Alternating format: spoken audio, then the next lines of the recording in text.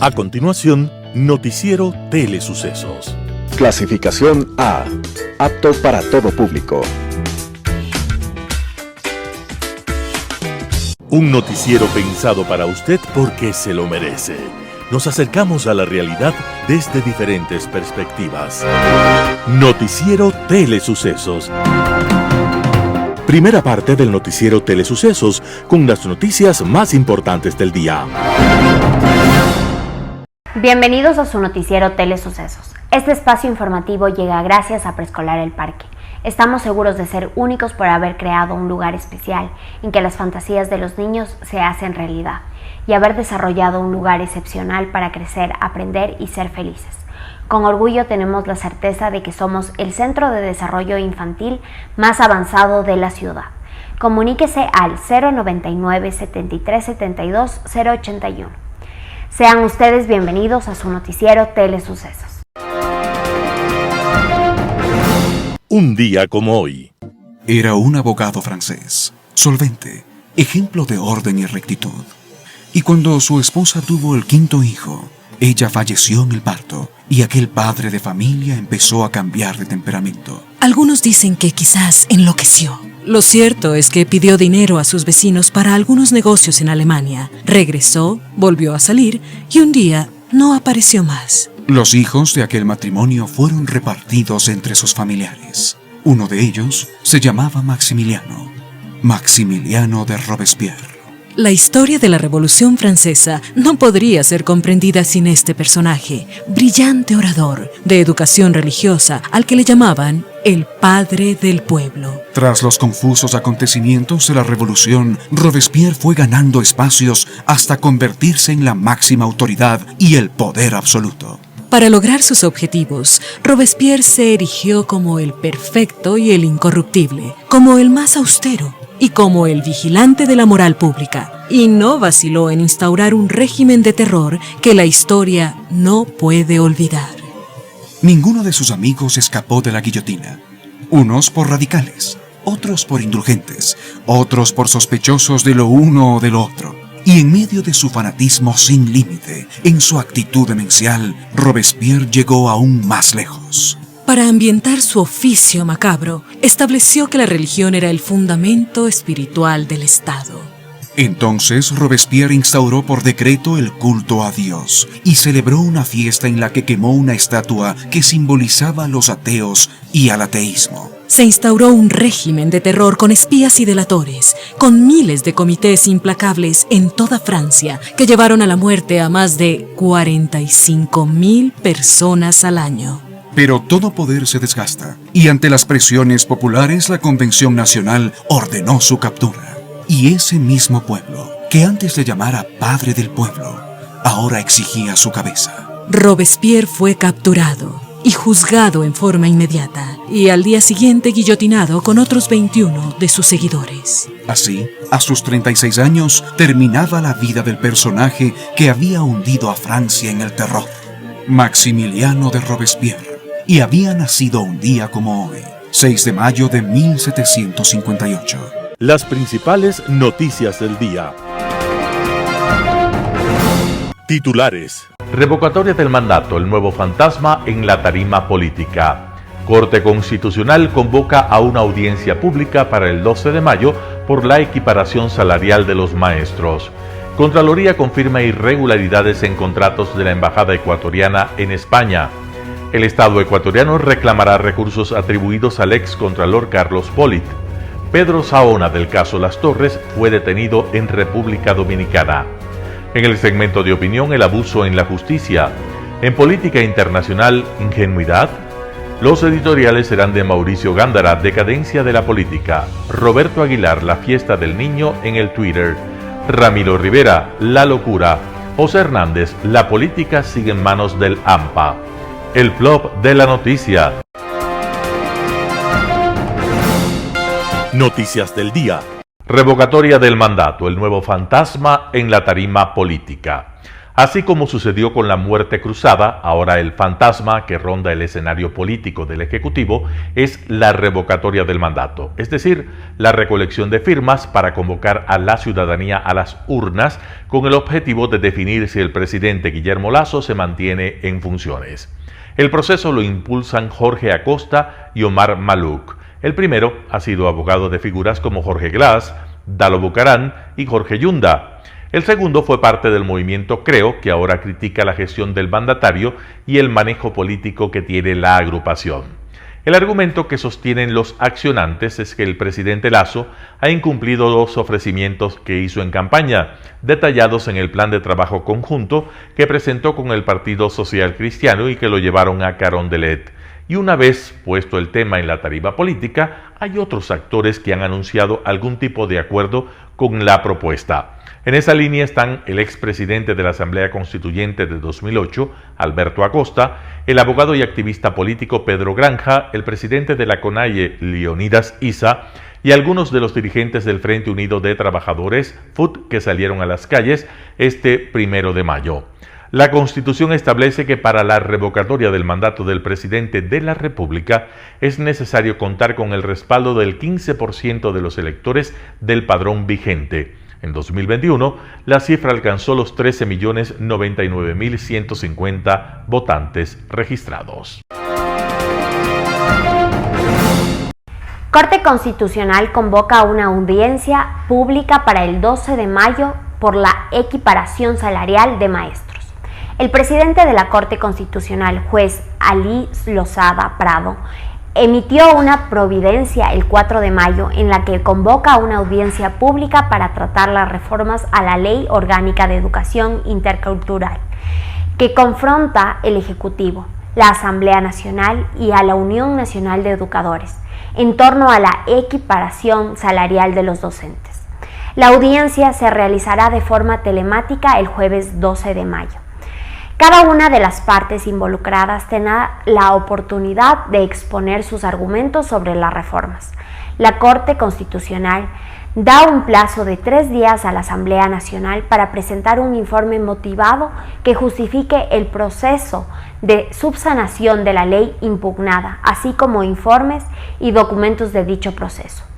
Al mismo tiempo, se otorgó a la Presidenta de la República, a la Procuraduría General del Estado y al Instituto Ecuatoriano de Seguridad Social para que envíen a la Corte un informe defendiendo o impugnando el proceso de subsanación de la ley impugnada. El 14 de abril, el presidente vetó totalmente las reformas a la LOE, que fueron aprobadas en marzo por la Asamblea, por considerarlas inconstitucionales.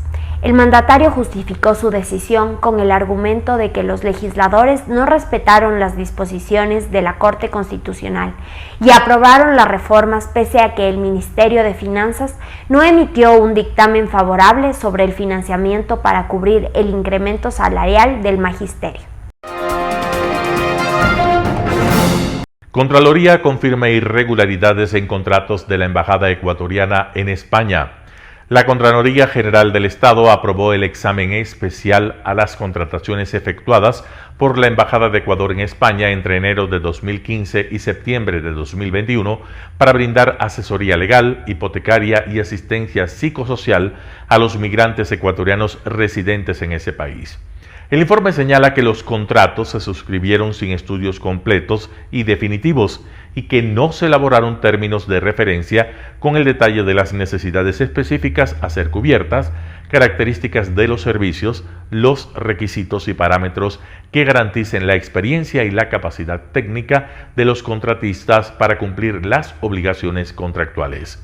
Según el informe de auditoría, estas condiciones eran necesarias para establecer el presupuesto referencial y la idoneidad de las empresas. El documento del ente de control reseña además que entre 2015 y 2021 la embajada habría realizado pagos sin sustento por gastos administrativos a las empresas Mi País Consultores, Sociedad Limitada, Innovación Tecnológica y Consultoría WJ Europa SLU, e Intercom Iberoamericana SLU, que ascendieron a $1.305.714. Los funcionarios de la misión diplomática no requirieron facturas que demuestren el desglose de estos gastos. La documentación que sustenta los pagos a estas compañías no se validó de acuerdo con los términos contractuales y las facturas no detallaron el número de personas que recibieron esta asistencia, los medios que permiten confirmar que las actividades se cumplieron en concordancia a lo contratado y la documentación de sustento que no se archivó completa ni en orden cronológico, dificultando así las tareas del equipo de control. Frente a estas irregularidades, los auditores sugirieron la imposición de responsabilidades civiles y administrativas para los funcionarios que actuaron en el periodo examinado, entre los cuales figuran ex embajadores, ex encargados de negocios, los administradores de los contratos, agregados, coordinadores y directores financieros. El Estado ecuatoriano reclamará recursos atribuidos al excontralor Carlos Pollitt. La Procuraduría General del Estado ha hecho conocer al Departamento de Justicia de Estados Unidos del interés del Ecuador de recuperar los dineros presumiblemente desviados en casos de corrupción por el excontralor Carlos Pollitt. El procurador Íñigo Salvador explicó este 4 de mayo del 2022 que no se ha realizado aún una petición formal, pero que se la hará una vez que se establezca el monto de perjuicio que habría ocasionado el exfuncionario procesado por la justicia estadounidense. La Unidad de Recuperación de Activos de la Procuraduría está en permanente contacto con el Departamento de Justicia, de modo que ellos ya conocen que el Estado ecuatoriano aspira a recuperar estos dineros. Es verdad que circulan en el sistema financiero estadounidense, lo que de por sí constituye un delito, pero que esos recursos son del Estado ecuatoriano, señaló Salvador. El procurador dejó entrever que si Pollitt cuenta con $14 millones para pagar una fianza, significa que puede tener mucho más. Pollitt es procesado e irá a juicio por lavado de activos en Estados Unidos. Pedro Saona del caso Las Torres fue detenido en República Dominicana. La oficina de la Interpol en Quito informó este miércoles 4 de mayo de 2022 a la Corte Nacional de Justicia que Pedro Vicente Saona Roca, procesado en el caso Las Torres, fue localizado y detenido en República Dominicana. Su arresto se da días después de que la Corte Nacional solicitara a Interpol la difusión roja para su captura al ser llamado a juicio por el delito de delincuencia organizada. Saona, específicamente, está acusado de colaborar con una estructura criminal en la que Pablo Celi, excontralor, tenía un rol de liderazgo. Contra Saona hay evidencias de que recibió una transferencia de dinero que provenía de Esteban Celi, hermano del excontralor, quien se encuentra con arresto domiciliario. La ley de extradición del Ecuador determina que los jueces y tribunales se hallan obligados a solicitar la extradición del prófugo que se encuentre en territorio de otro estado. Entre los requisitos que se deben enviar a República Dominicana está la orden de prisión preventiva contra Saona y el acta de audiencia de evaluación y preparatoria de juzgamiento en donde se ratifica la medida cautelar. Para el ecuatoriano, la etapa de juzgamiento se encuentra suspendida mientras no se presente en el país, ya que se encontraba en calidad de prófugo. Además, él tiene otro proceso penal junto con el excontralor Celi, su hermano Esteban, y la empresa china CAMC por un presunto cohecho. Un panorama de noticias para su estatura intelectual.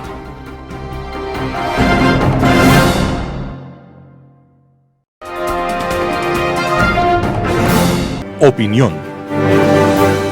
Hola, ¿qué tal? Soy Andrés Castillo Maldonado y este es el comentario de la semana. 2 semanas, 15 días nos faltan para conmemorar el 24 de mayo, el Bicentenario, una de las fiestas más importantes de la historia ecuatoriana, una de las gestas heroicas e históricas más importantes para ser conmemorada por todos nosotros. Aprovechemos estos días, vamos, visitemos los museos, hablemos con nuestros hijos, con nuestros nietos, con nuestros estudiantes sobre nuestros próceres, hablemos de sus valores, de la valentía, del honor, del arrojo, de la entrega por una patria mejor.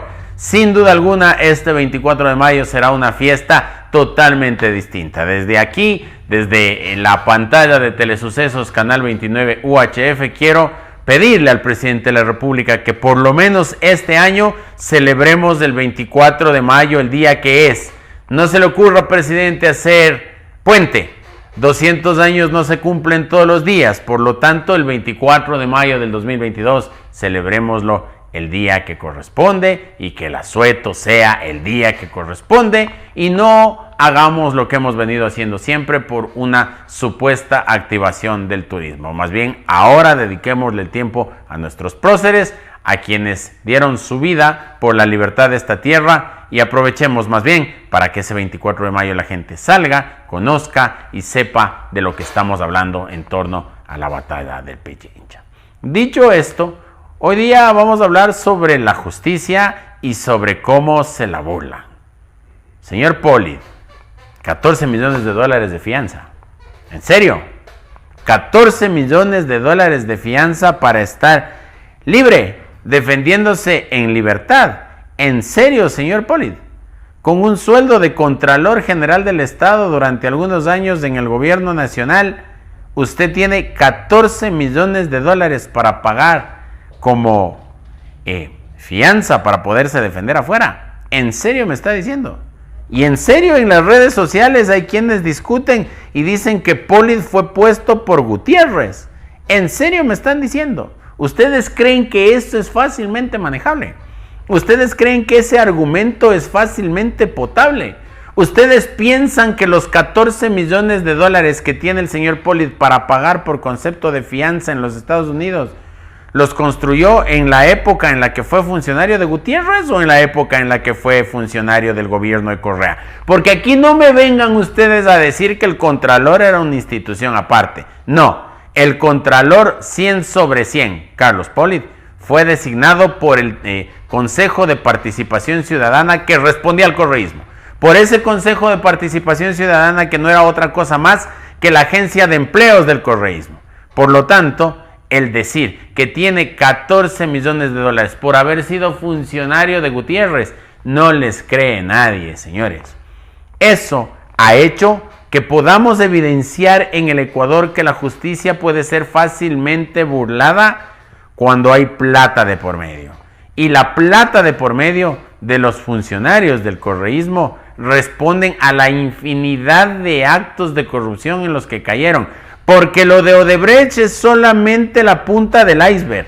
Habrán cuantas empresas como Obras Truchas se hicieron en el Ecuador que habrán financiado aquellos desvanecimientos de glosas en la época del señor Polid. Queda claro entonces que no solo la justicia ecuatoriana puede ser comprada, la justicia norteamericana también. Pero no estoy diciendo con esto que se esté comprando jueces o que se esté comprando la administración de justicia. En eso el pueblo norteamericano es bastante más serio que el pueblo ecuatoriano. En eso la justicia norteamericana es bastante más firme que esta. Sino que más bien el señor Polid está haciendo uso de aquellas garantías que en todos los ordenamientos jurídicos existen.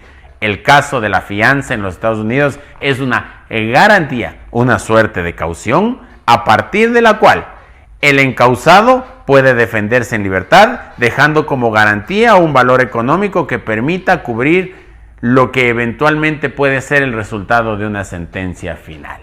14 millones de dólares, señor Polid. Bien, felicitaciones. Yo quisiera saber en qué institución pública uno puede trabajar durante 5, 6, 8 años y amasar un capital de esas características, porque además no ha de ser pues que usted dejó vendiendo su casita y su carrito para pagar la fianza, sino que esa es platita de bolsillo, platita de cuenta. ¿De qué cuenta? Bueno, ya veremos más adelante. Eso con el señor Polid. Y claro, por supuesto, en el Ecuador no podemos estar alejados de las garantías constitucionales que permiten que los delincuentes de cuello blanco salgan. Por ejemplo, la garantía constitucional de que las personas de la tercera edad pueden defenderse en libertad también. Señor Celi, usted es una persona de la tercera edad.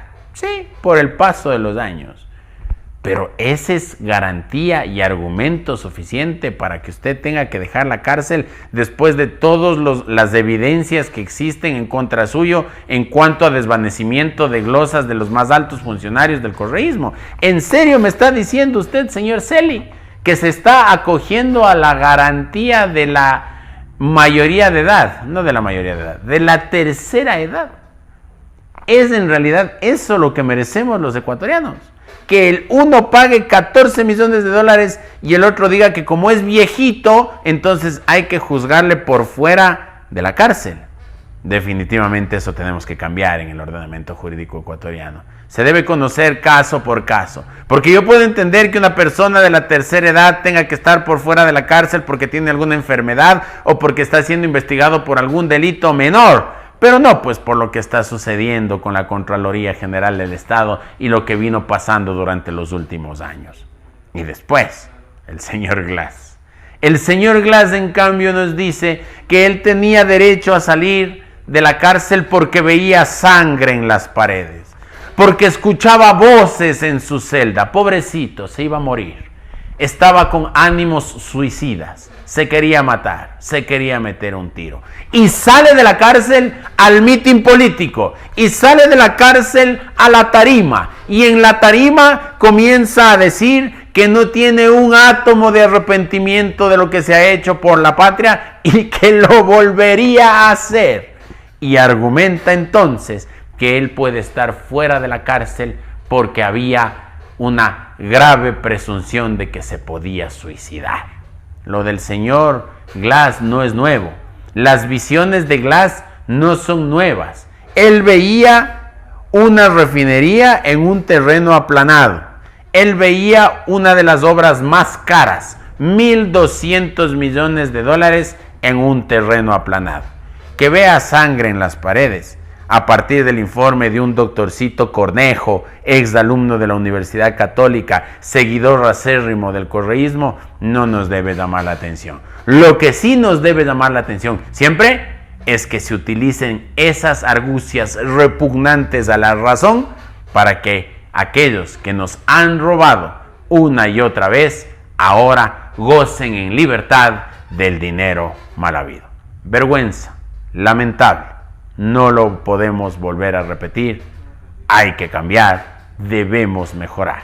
Soy Andrés Castillo Maldonado y este fue el comentario de la semana. Nos vemos hasta dentro de 8 días. Chao. Global Hoy con Alan Catey. De manera casi simultánea se han producido unas sorprendentes declaraciones acerca del conflicto entre Rusia y Ucrania por parte del Papa, cabeza de la Iglesia Católica, y de Lula, el candidato favorito para las elecciones de octubre en Brasil.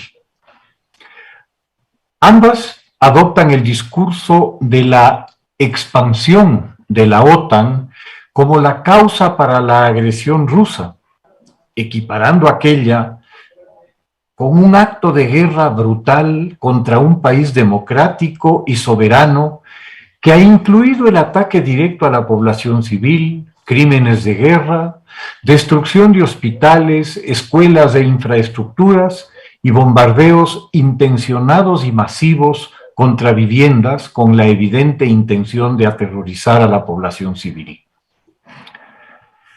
Lula afirma que Zelensky es tan responsable como Putin por el conflicto, basado en que el presidente ucraniano ha llevado una exitosa campaña mediática ante varios parlamentos y organismos internacionales, posicionando efectivamente la postura de Ucrania ante la agresión rusa. El argumento de Lula se cae por su propio peso, o más bien por su falta de peso. ¿Desde cuándo es cuestionable que un mandatario actúe con inteligencia y valor en defensa de su país? Critica también, por hábito tal vez, al presidente Biden por no ir a Moscú a reunirse con Putin para negociar y evitar la guerra, según sus palabras. ¿Será que la memoria le empieza a fallar a Lula? ¿O será un olvido selectivo de los hechos? Porque, de lo que recuerdo al menos, Biden y Putin, por las obsesivas medidas de seguridad de Putin por el COVID, se reunieron virtualmente para hablar sobre el conflicto en ciernes. Putin no solo se reunió con Biden, lo hizo también con Macron en varias oportunidades y con el canciller alemán. Y a todos les mintió en la cara, afirmando que lo del ataque a Ucrania no era sino una histeria occidental y una manipulación mediática para difamar a Rusia. Convenientemente, se le olvida también a Lula citar que el ataque ruso no es pues una decisión del momento, un mal genio de Putin que justo el 24 de febrero se levantó del lado equivocado de la cama y resolvió en ese momento atacar Ucrania. Se trata de una agresión cuidadosamente planificada de meses, si no años de preparación. Tampoco se acuerda Lula de las agresiones previas que el presidente ruso perpetra en Crimea en 2014, en Georgia en 2008. Obviamente, si los problemas de desmemoria reciente de Lula son tan graves como aparentan, sería mucho pedir que se acuerde de las agresiones rusas contra sus entonces países satélites, en 1956 en Hungría, donde las protestas ciudadanas contra la dictadura comunista son reprimidas y aplastadas por los tanques soviéticos que masacran a miles de personas en Budapest, o de la breve primavera de Praga en 1968, cuando ante la pretensión inadmisible del gobierno checo de Alexander Dubček de buscar un socialismo con rostro humano, el régimen soviético reacciona enviando sus tanques para aplastar la revuelta. Claro, eran otros tiempos. Esas acciones habrán estado completamente justificadas, pues la patria de la revolución estaba siendo cuestionada por unos fascistas infiltrados en los cuadros gobernantes, lo que constituía un delito político de herejía.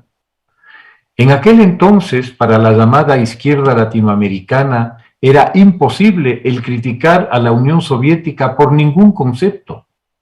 Todo lo que ésta hacía era sabio y justo, aunque ya se habían revelado parte de las atrocidades de Stalin, que aminoradas continuarían siendo aplicadas hasta el derrumbe final del Imperio Soviético. Parecería que le ha durado a Lula su lealtad a Rusia, tal vez inconsciente por algún condicionamiento juvenil. En cuanto al Papa Bergoglio, sus expresiones resultan hasta más chocantes, ofensivas inclusive. Para explicar o justificar la agresión rusa, en la entrevista al medio italiano Corriere della Sera, afirma que quizás los ladridos de la OTAN a la puerta de Rusia provocaron que Vladimir Putin reaccionara mal, y continúa un enfado que no sé si fue provocado, pero facilitado sí. El Papa, además de la cabeza de una comunidad mundial de creyentes católicos, es un jefe de Estado, al ser el Vaticano así considerado. En tal condición, afirmar que la OTAN y por tanto sus países miembros, es decir, buena parte de la Europa católica, apostólica y romana, son una jauría de perros, pues de lo que se sabe solamente los perros ladran, resulta ser una grosería y un insulto vergonzoso, no para la OTAN, sino para quien lo profiere. ¿Será que al Papa le ha pasado lo mismo que a Putin? Se despertó de mal hado, pero como no tiene a quién invadir, se dedica a insultar y a ofender. Qué lamentable resulta escuchar argumentos tan deleznables para tratar de explicar lo que mayor explicación no requiere. Pretender que una guerra, como la desatada por Rusia en Ucrania, se debe a un enfado, es insultar una vez más a la inteligencia de la gente. Al parecer, las simpatías de Bergoglio por los regímenes autoritarios pueden más que la sensatez y el sentido común. Escuchar sus actuales declaraciones luego de su elocuente y estrepitoso silencio tras la expulsión del nuncio apostólico de Nicaragua hace poco más de un mes, apena. Para colmo, sus intentos de acercamiento al patriarca Cirilo, que en medio del conflicto ha bendecido a Putin y a los ejércitos rusos por el carácter de cruzada nada menos que atribuye a la invasión rusa, para salvar al cristianismo del liberalismo occidental, han terminado en un mayor alejamiento al haberse ofendido el patriarca por el no muy diplomático llamado de Bergoglio para que no se convierta en el monaguillo de Putin. No tengo la menor simpatía por el patriarca, un ex informante de la KGB, incondicional de Putin, a quien considera un milagro para Rusia, pero es comprensible la molestia de su iglesia por las expresiones pontificias. Curiosamente, se ha negado a reunirse con el presidente Zelensky mientras no se reúna primero con Putin, con lo que sus relaciones con Ucrania tampoco se pintan muy buenas, y donde ya la Iglesia uniata de rito católico ha expresado sus reservas por lo que ven como falta de sintonía del Vaticano con ellos. La famosa diplomacia vaticana se las verá complicado recuperar su imagen tras las expresiones de Bergoglio. Su posible papel en alguna posible negociación requerirá una elemental continencia de su líder para no generar las evidentes resistencias que hasta hoy ha causado. El mensaje de la Iglesia es de carácter ético, y si se quiere mantener los valores cristianos sobre los que se construye la visión del mundo occidental, será preciso que la Iglesia, con decisión, valor y claridad, exprese esos principios. La solidaridad y la caridad corresponden a los desvalidos, a los agredidos y a los lastimados, no a quienes agreden, despojan y hieren. Esa solidaridad y comprensión en este caso es con Ucrania, con sus niños asesinados, sus 10 millones de refugiados, sus hogares arrasados. Que se sepa, ni una bomba ha caído en Rusia, ni un hospital ha sido bombardeado, ninguna escuela destruida. Hay que ubicarse. Muchas gracias. Editorial. Decadencia de la política por Mauricio Gándara, El Universo. En una pendiente por la que se precipitan todos los valores éticos se encuentra el Ecuador, y en esa misma pendiente se encuentra el antiguo respeto por las formas del bien hacer y el buen decir. Cuando pasen los años, la liberación de Jorge Glass Espinel será la mancha símbolo de esa época. Esa mancha cubrirá a todos los poderes del Estado y aumentará el escepticismo con el que la juventud contempla la política y por qué él se niega a participar en ella. Este hecho, por su significación, hace que parecen menores otros que por sí mismos son repugnantes y afectan a instituciones básicas para la confianza y seguridad ciudadanas. Esto irá de la mano con el fracaso de la extradición a Rafael Correa por el requerimiento tardío del presidente de la Corte Nacional, quien tratará de descargar su responsabilidad en nuestra embajada en Bélgica, que me parece que no ha actuado muy diligentemente, es decir, en la Cancillería. Contemplamos una Asamblea Nacional que no funciona y cuya nueva mayoría busca su control.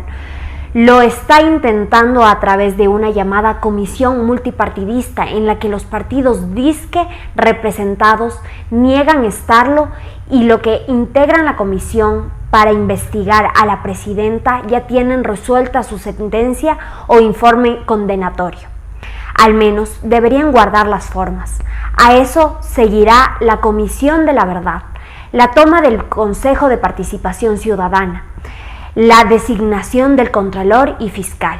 El Ejecutivo se verá maniatado. Presintiéndolo, el presidente acaba de amenazar a sus opositores con la muerte cruzada, como lo hizo al inicio de su gobierno. Tanto repetirla se va consolidando en la opinión pública la idea de que la muerte cruzada es inevitable, como lo hemos sostenido algunos. El presidente usa ese recurso constitucional como una amenaza, en vez de recurrir a él como un recurso político de fondo. Si se recurre a ella, simplemente como un contragolpe no será suficiente, porque lo hay que cambiar es la defectuosa estructura constitucional que nos ha conducido inexorablemente a la descomposición nacional, a la anarquía. Si alcanza estas metas, si proclama la ilegalidad de la liberación de Glass, si ordena que la policía lo conduzca a prisión en la Tacunga, pues entonces recuperará el respaldo de la mayoría anticorreísta, con cuyo voto ganó la elección presidencial y que actualmente lo tiene perdido. Se trata de devolver la fe a los que la han perdido. La nueva mayoría de la Asamblea no tratará de destituir al presidente de la República. Lo necesita para cubrir las apariencias. Al menos no buscará destituirlo por ahora. Recordé el artículo anterior, de manera sintética, lo dicho por Maquiavelo. Lo voy a hacer ahora de manera completa. Una guerra no se evita, sino que se la difiere para provecho ajeno. Hay que adelantarse, marchar con el ritmo propio, actuar antes de que se hayan apoderado formalmente de la Asamblea y del Consejo de Participación. Tal vez después será demasiado tarde. Esto es lo sustancial. Lo otro, las resillas intranscendentes de mal gusto, no solucionan nada, lo agravan. Hay que devolver al debate político la trascendencia del pasado. Mauricio Gándara, El Universo. La fiesta del niño en el Twitter, artículo de Roberto Aguilar publicado en Diario El Expreso. El tándem Correa-Nebot dio un paso más hacia su objetivo de recuperar el Consejo de Participación Ciudadana y alzarse por su intermedio con el dominio de los organismos de control. Esta semana, la Comisión de Fiscalización decidió archivar el juicio político que el propio correísmo había sustanciado en contra del procurador Íñigo Salvador. Lo acusaban de tantas barbaridades imperdonables, de incumplimiento de funciones, de inoperancia, de trabajar al servicio de los capitales transnacionales y descuidar la defensa del Estado, casi de traición a la patria. Como un monstruo ineficiente y corrupto, pintaron al procurador. Y ahora resulta que podemos mantenerlo en su cargo. Puestos a elegir entre la urgencia de destituir a un funcionario ineficiente y corrupto o la posibilidad de controlar el nombramiento de su propio ineficiente y corrupto para ocupar su cargo, socialcristianos y correístas no lo dudan ni por un segundo. Lo primero es el juicio político al Consejo de Participación y Control Social que nombra procurador, contralor, fiscal, superintendentes. De nada les sirve echarlos si no pueden sustituirlos. En el Twitter, el coordinador de la bancada social cristiana, Esteban Torres, vivió su propia fiesta. Fue una delicia contemplar sus retorcidos intentos de disfrazar el sentido de los hechos. Torres es un fiel custodio de su propia caricatura, que le ha valido el mote incómodo de Baby Torres, hijo de papá, adolescente perpetuo, gallito de red social, donde es fácil encontrarlo haciendo fintas y aspavientos, muchacheando adversarios, alegando con algún ex candidato a concejal de Quito sobre quién tiene más votos. Torres es capaz de batirse hasta la extenuación nomás para quedarse con la última palabra en el Twitter. Una actitud reveladora de un muy específico y reconocible grado de madurez o inmadurez intelectual que apenas sí se consigue disimular con el traje y la corbata. Se cae otra de las mentiras vendidas por los fanáticos de la conspiración. Tuiteó Torres a propósito del archivo del juicio político al procurador. La Comisión de Fiscalización de la Asamblea, continuó, archiva el juicio al procurador del Estado con el voto de Soledad Diab de la bancada del Partido Social Cristiano. ¿Quién se opuso? 2 votos del gobierno. Según ese mensaje que retuiteó Jaime Nebot, Torres debe estar orgasmado. La estrategia en marcha para apoderarse del Consejo de Participación y Control Social, que en sí misma es el objetivo de la conspiración, se convierte en la prueba inequívoca de que la conspiración no existe. Es el ejemplo más acabado de la desfachatez y el cinismo de una élite política sin escrúpulos que ha hecho del lenguaje, lo mismo que del derecho, una simple herramienta para buscar atajos por debajo de la mesa. Mientras tanto, la destitución de la presidenta Guadalupe Llori, otro frente de la conspiración, avanza a paso firme. La comisión ad hoc constituida para echarla decidió acelerar el procedimiento y ayer presentó la notificación respectiva. Se llama Comisión Pluripartidista y está integrada en efecto por una correísta a ultranza, Pamela Aguirre, un Pachacutic disidente unido a las filas correístas, Peter Calo, un independiente que no oculta sus simpatías con el correísmo, John Vinuesa, una afiliada a la izquierda democrática cuyo partido nada tuvo que ver con su designación, pues fue elegida por el correísmo, Lucía Plasencia, y a cargo de la presidencia, un representante del más correísta de los partidos políticos, el social cristiano Pedro Zapata. ¿Más pluripartidista? Imposible. Artículo de Roberto Aguilar publicado en Diario El Expreso. La locura por Ramiro Rivera, El Comercio. Lo que ha sucedido con las garantías jurisdiccionales, entre otras, la acción de habeas corpus evidencia la tradicional cultura inclinada a burlar las reglas o torcerlas para favorecer intereses impúdicos pero justificados por la corrupción y la degradación de las instituciones. Es una desgracia que los mecanismos que protegen la libertad y la integridad de las personas, en los casos de Glass, el de uno de los líderes de la banda de los choneros o el del narcotraficante holandés, han devenido en dispositivos para proteger a delincuentes, extendiéndoles comprobantes de impunidad. En esta indeseable realidad que la cuestionada presidenta de la Asamblea Nacional, donde se supone rige el principio de legalidad, presente una denuncia a la Fiscalía para anular las expresiones y votos de la oposición, resulta un chiste. Que la señora Guadalupe Llori pretenda judicializar los votos y las opiniones de 81 asambleístas es pintoresco y una morrocotuda torpeza. No importa quiénes sean, las etiquetas ideológicas que representen o las mezquindades que arrastren. Las resoluciones del Parlamento están sujetas al control constitucional. Acudir a una denuncia ante la Fiscalía para neutralizar a los adversarios y anular la discusión que se produce en la Asamblea, por mediocre que sea, no tiene sentido alguno, ni siquiera en Macondo, pueblo inventado por el magistral pluma de Gabriel García Márquez.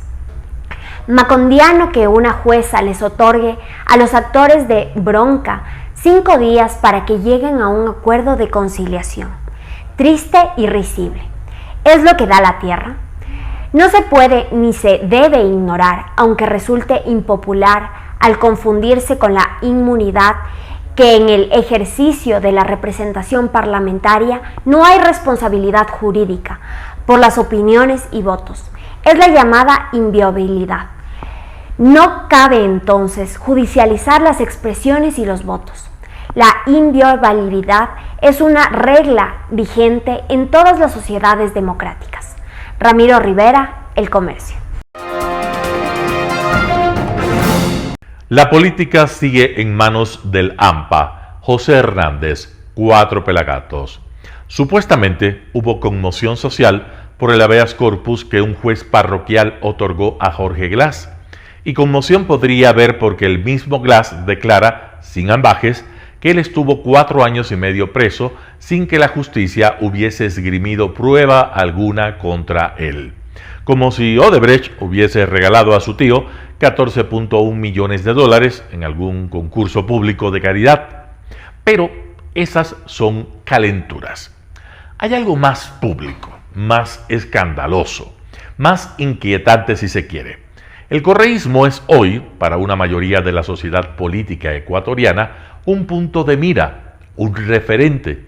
Jaime Nebot se peleó con Guillermo Lasso porque el presidente rompió su alianza con Rafael Correa.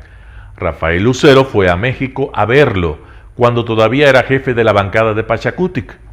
Los mal llamados rebeldes de ese movimiento hacen bulto, al igual que los tránsfugas de la izquierda democrática, con los asambleístas correístas. Los autodenominados independientes que no están con Creo también se arriman al correísmo como si fuera un buen árbol. Sin duda, esperan que su sombra los cobije. El correísmo es en la Asamblea un factor dirimente. La suma de votos se hace a partir de los suyos, que son 47. Los socialcristianos ponen 14, los mal llamados rebeldes son 6, y los tránsfugas de la izquierda democrática o en trance de serlo son 7. Hay allí votos para lo que quieran, o casi, y puede haber más. Pero claro, quien tiene los votos pone la agenda, y el correísmo y el Partido Social Cristiano con sus nuevos aliados han echado a correr sus prioridades. Número 1, tumbar a Guadalupe Llori y luego alzarse con el Consejo de Participación Ciudadana y Control Social. Esa es la escuela, la política convertida en el arte de secuestrar organismos de control, poner allí funcionarios de bolsillo que permitan robar, hacer contratos amañados, obras con sobreprecio u obtener habeas corpus por sobre estas medidas. En esa escuela se ofertan servicios a la carta. Ecuador ya tuvo a Abdalá Bucaram, pero ese modelo de raterías no compite con el correísmo. Odebrecht, de regreso al país de mano de Lula, llegó con un esquema infinitamente más sofisticado para robar. Y ese sistema, porque de eso se trató, llegó con entronques con el narcotráfico y con gobiernos cómplices, Irán, Rusia, Bielorrusia, que convirtieron la ruta del dinero en una misión prácticamente imposible de seguir. El correísmo es más, un relato cínico del manejo del poder, de su capacidad para negar la realidad, crear mundos paralelos en nombre de los más pobres, de los marginados, de los excluidos. Y una capacidad orwelliana para perseguir a la prensa independiente que ose meter las narices en sus negocios, porque eso es la política para ellos, un negocio sucio con millones de dólares escondidos. Que Nebot se haya apuntado a defender el correísmo y la Comisión de la Verdad habla de la descomposición de la política y del sujeto político que él cree encarnar. Porque si él fuera el líder de centro derecha y el político transparente que dice ser, no podría componer con el delincuente que convirtió la política en un basurero de autoritarismo y corrupción. Tiene estómago, Nebot. La adhesión de los socios, rebeldes o tránsfugas, se explica sola. Hay que ver sus perfiles y entender que gracias a Javier Herbas o Yacu Pérez, gracias al momento excepcional que ellos tuvieron y capitalizaron en votos, esos rebeldes y esos tránsfugas pudieron llegar a la Asamblea. Ahora tienen por delante un cuarto de hora o una cuarta de poder y están desesperados porque aquello se traduzca en más poder, en más canonjías, en más dinero y en impunidad total. El correísmo es la escuela y es evidente que tiene, en las otras bancadas, seguidores y alumnos. Esa escuela enseña que el poder, para hacer un negocio, necesita funcionarios de alquiler, defensores del pueblo, fiscales, jueces a su servicio en sus provincias. Troncha. El correísmo no solo consumió el espíritu de sus seguidores y de sus asambleístas, es hoy el referente de esos políticos que tienen juicios en la fiscalía o en los tribunales y glosas en la Contraloría. Políticos con hambres atrasadas y apetitos ilimitados. Que el correísmo sea el factor dirimente de esa política, que se define por el número de los votos, delata la descomposición de la sociedad política nacional, y que aquello no implique una reacción significativa por parte de los políticos sensatos y honestos, prueba su incapacidad para entender el momento dramático que vive el Ecuador, porque no parecen entender que la política, que es su oficio, está en manos de Lampa. José Hernández, Cuatro Pelagatos.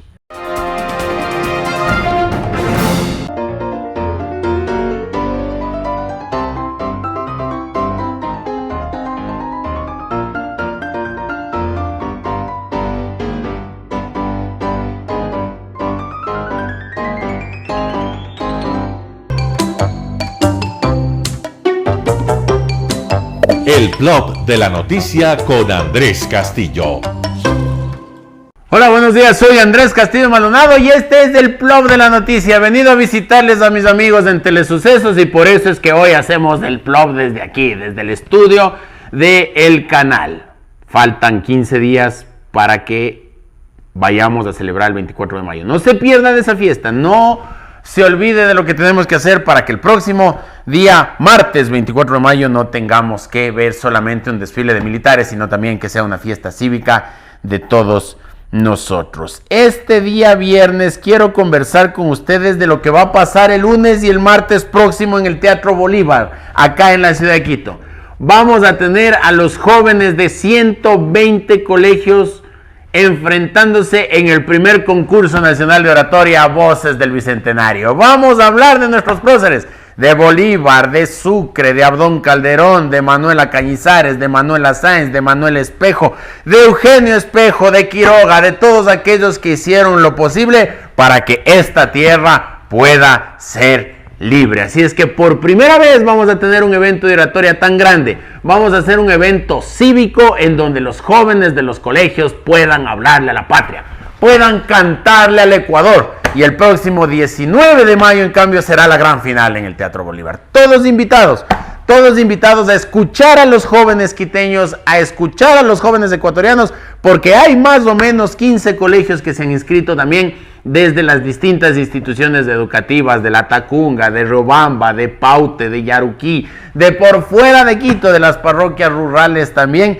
están inscritos en el concurso nacional de oratoria. Esa apuesta la hacemos porque en una época en donde la comunicación se realiza por memes, por emojis, por stickers, el que los jóvenes puedan pararse en un escenario y hablar y poder comunicarse y poder dar su punto de vista es algo que debemos rescatar en la educación pública y privada en el Ecuador. Cuando nuestros jóvenes tengan la posibilidad de poderse comunicar de mejor manera, no van a ser presa fácil de aquellos embaucadores que pueden hablar bonito y pueden decir cualquier cosa. Así es que suerte a los participantes. El día lunes y martes en el Teatro Bolívar serán las semifinales. 120 colegios, solamente 20 cupos quedan para la final. Así es que vamos a ponerle entusiasmo, vamos a ponerle ñeque y felicitaciones al Ministerio de Educación, a la Fundación Fidal, a la Fundación Teatro Bolívar, a la Comisión de Conmemoración del Bicentenario del ilustre municipio de Quito por haber abierto estas puertas, pero por sobre todas las cosas, felicitaciones a los rectores de los colegios, felicitaciones a los muchachos que van a participar y por supuesto a los profesores que han hecho posible de que los chicos estén dedicados a hablar de lo verdaderamente importante en el Ecuador. Buen fin de semana a todos, paséense, conozcan la ciudad. Soy Andrés Castillo Maldonado y este fue el Plop de la Noticia. Nos vemos el lunes. Chao. Gracias por sintonizar el noticiero Telesucesos. Este espacio informativo llega gracias a Preescolar El Parque. Estamos seguros de ser únicos por haber creado un lugar especial en que las fantasías de los niños se hacen realidad y haber desarrollado un lugar excepcional para crecer, aprender y ser felices. Con orgullo tenemos la certeza de que somos el centro de desarrollo infantil más avanzado de la ciudad. Comuníquese al 099 73 72 081. Síganos en nuestras redes sociales, Facebook Telesucesos Quito, Instagram @telesucesos_, Twitter @telesucesos29, YouTube Telesucesos HD y en nuestra página web www.telesucesos.net. Que tengan un excelente fin de semana hasta el día lunes. Lo mejor de la mañana informando para usted. Noticiero Telesucesos.